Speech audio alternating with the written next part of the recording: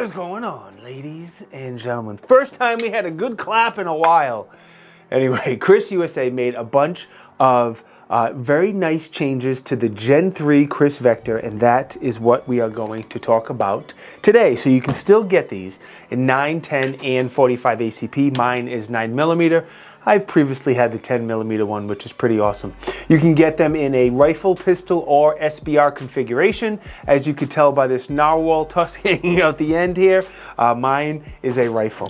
The new stock design on these is extremely nice. It's a KRISS branded stock, so it is adjustable for length of pull. It is a folding stock or a folding brace, whatever you get. Being it's a bufferless design, there's no buffer out there. We're going to talk about that later, and that's what allows you to fold the stock. You can also reverse it and fold it the other way, and the stock folds extremely easy. The lockup is secure, but it folds very easy when you push that button. I've had lots of other stocks that are really hard to pull down and open or close, and this is much, much easier to do so. Underneath, there's a little spot for you to run a sling. You could probably run a sling back here near the area where you actually shoulder it. Either one would probably be fine. Now, one of the nicer changes, and one of the ones I like the most, is going to be the pick rail at the back of the Vector. So before they had that weird little plug, unique little adapter, and now it's a standard pick rail, and that's going to allow you to put a much wider variety of braces or stocks or whatever you're using with that standard pick rail back there. The grip setup's a little different as well. The factory grip that comes with it is very good shape. It's okay on the texture. If this was mine to keep, I'd probably throw some goon tape on there or something. There is a locking compartment on the bottom, but the big advantage now is it takes standard AR-15 grips. So if you have a favorite brand grip, whether it be Magpul or B5 or whatever, it's going to work with most standard AR-15 grips, which is great. Now the biggest, though not the biggest change, but the change I like the most is going to be the safety. One of my cons I had on the Gen 2 is when I'm shooting, that safety would dig into my finger, and especially on the 10mm, after a couple magazines it was tough. So I thought the safety was shorter. On the KRISS website, it says just a shorter throw, so you don't throw it as far. Either way, it doesn't get in the way and it doesn't dig into my finger, and that's all I really care about. The trigger is also improved. It is not the best trigger in the world, but it is definitely a lot nicer than the old trigger. But before I show you the trigger, I want to thank the supporter of the video. It's Brownells. You gotta know Brownells by now. They are like the Amazon of the pew pew world. Code is Tiberious, saves you 10% and anything over 150. Now, they don't sell vectors, but they have everything you need for your vector or whatever pistol caliber carbine you go with. And thank you very, very much to Brownells. Now, the trigger. The trigger is skeletonized because you gotta look cool on Instagram flexing your KRISS Vector. It's a single stage trigger, so the second you pull it, it comes right to a wall. There's a little, safety. There's a little bit of pull through the wall, but that take-up is significantly lighter than the previous version. And then the reset is way, way, way shorter. I think the reset is the nicest or the biggest improvement it's made. So the take-up is less, the reset is less, and it's lighter than the previous version as well. So we're gonna take that break so you can get up close and personal with the trigger and see what it's all about. And I will be right back.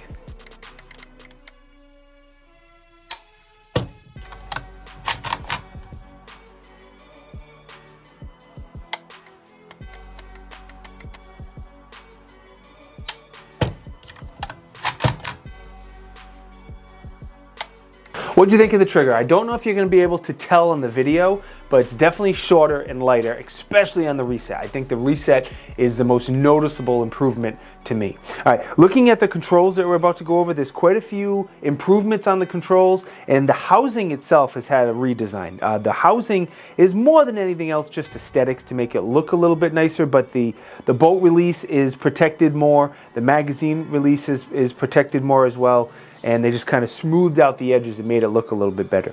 So that mag release that I mentioned is ambi. You can reverse it if you want to. It's definitely protected more because it is a common thing with people shooting the Vector to accidentally press that mag release. My hand's not there, so I never had that problem, but I have seen that in many videos. The type of magazine this takes is going to be the Glock 17 size magazine. So whether it's the 10 round or the 17 or the 33, or these also come with a 40 round magazine as well. It's like a long stick mag, and that just looks so cool.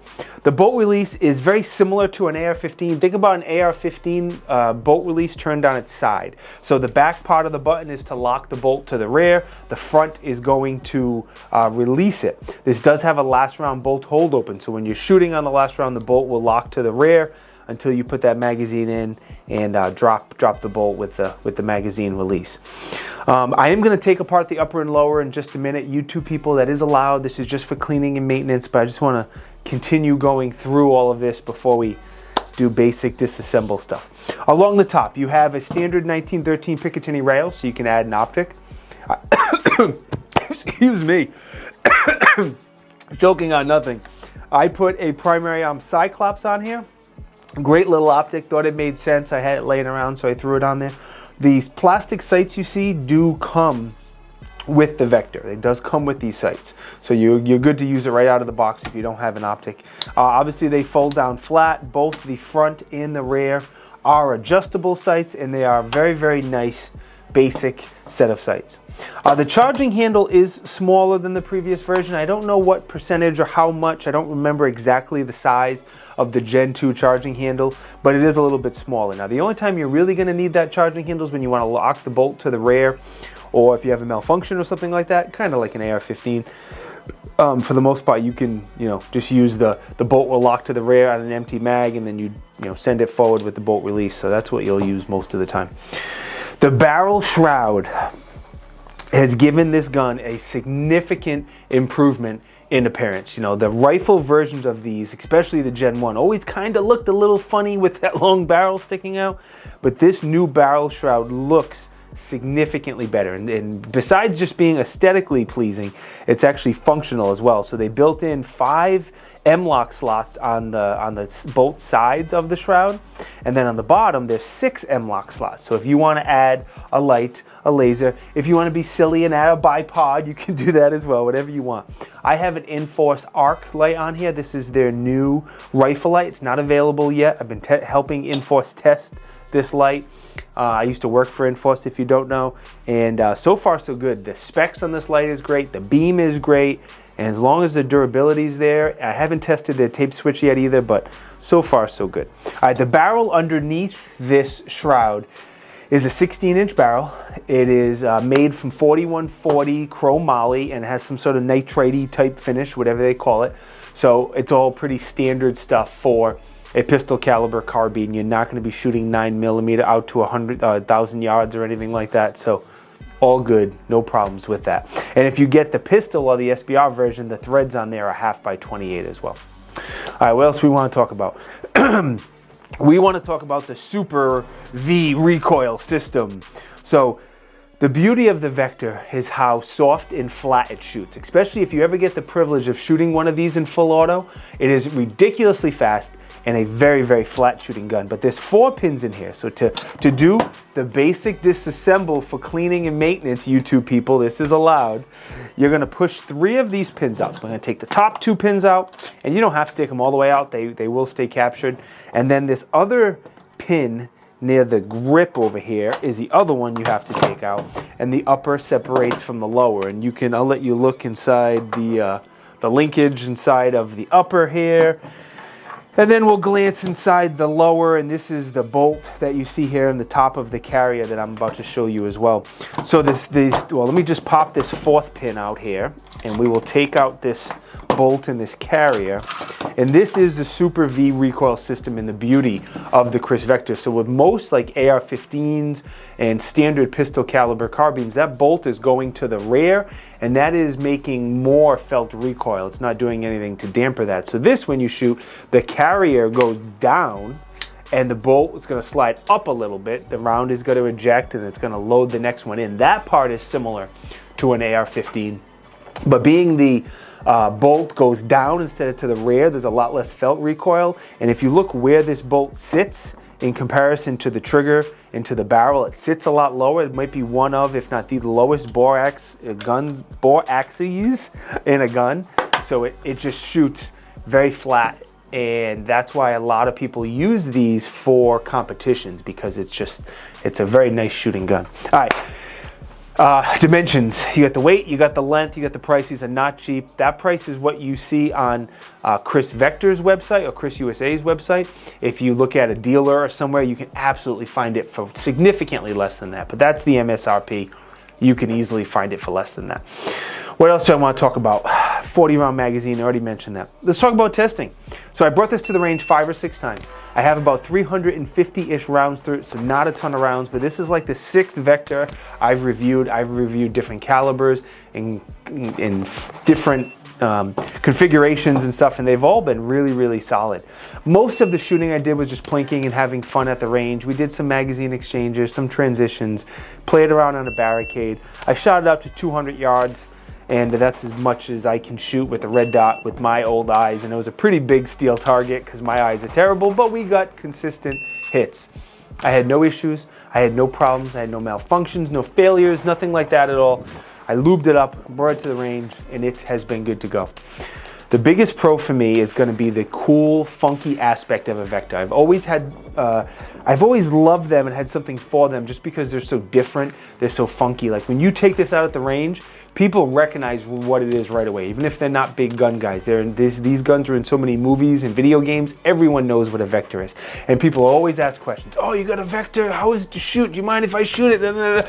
Always asking questions. Like I brought this to the range and I had a $3,000 Radian rifle next to it and a $5,000 handgun next to it. And a person came over and all they wanted to talk about and shoot was the KRISS Vector. They had zero interest on the $3,000 AR or the $5,000 handgun. They just wanted the Vector, and that's the appeal that goes into the Vector. Besides the funkiness, all of the changes they made, I love and like all of the changes they made. So the one I like the most is probably the safety. That was my only really big con on the Vector, is how that safety would dig into your trigger finger, and I hated that, and it was kind of a bummer. I love that they added a pick rail on the back of it so you can have a wider variety of stocks. I love that you can swap out a standard AR-15 grip if you don't like this grip. They made a nice improvement to the trigger. Aesthetically, the upper and lower look a little bit better, and then the shroud. Not only is the shroud more useful, it is significantly better looking, and that just makes a more aesthetic looking gun. As far as cons, I have absolutely nothing, because all of the cons I had on the Gen 2 were addressed on the Gen 3. Like overall, I think KRISS made more improvements to an already pretty awesome gun. They made a ton of really good improvements, like probably more improvements than anyone I remember making on a new generation gun in a long time, especially one that didn't suck. Like it was already a good gun, and they made a lot of really good improvements, and I think that's pretty cool. All right. That's all I got for you. Let me thank KRISS Vector. They've been a great supporter of my channel over the years. I just really, really appreciate when companies support my channel. So thank you to them. Thank you to the supporter of the video, which is Brownells, who's also been an amazing supporter of mine over the years. Thank you very much to them. Most important though, thank you guys for watching. If you think I deserve it, please subscribe to the channel. I need it. We got to get to 100,000 subs, and I'm long, long way to go. So you can like and comment, but please subscribe to the channel. Be good, stay blessed, and I'll see you in the next video.